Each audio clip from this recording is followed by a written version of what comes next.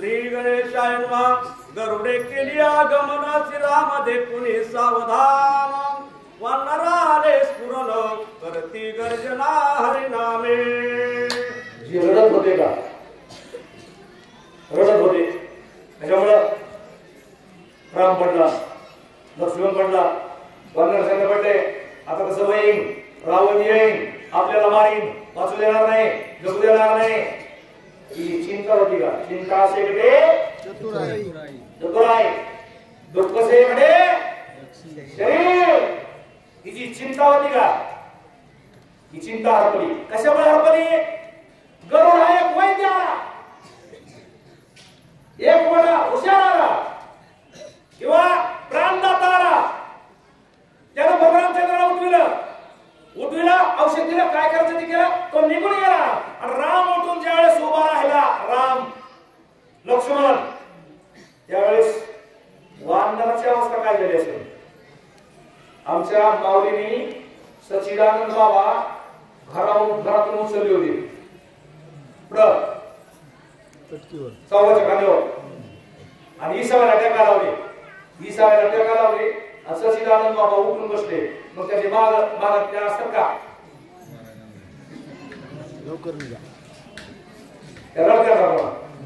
रडल्या. ज्या कधी शाबाशी आहेत का त्या पुढच्याकडे असतात.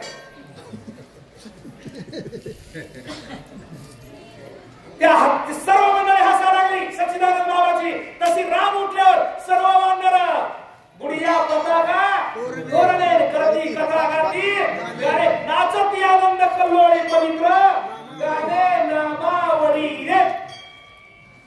आणि काचान जगजरी निचाने त्राचिल्या भेरी.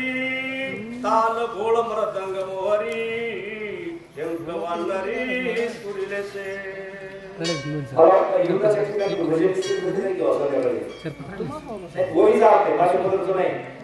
मृदंग, टाळ, घोळ, अजून दोन चार वाद्याचे नाव आले.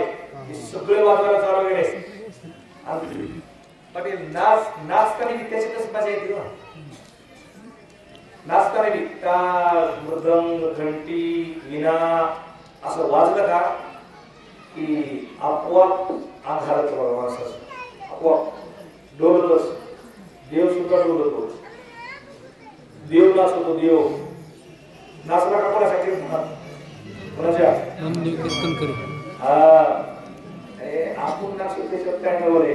देव नाचतो, देव. पुढे देव नाचे पांडुरंग. नाचता नाचता देवाचा गळा पितांबर. सावंत होई बोल ऐसा बोले कबीर. कबीर महाराज सांगितले नाचर बोलले कबीर पांडुरंग आज दुहत्तर फुटलेला कळा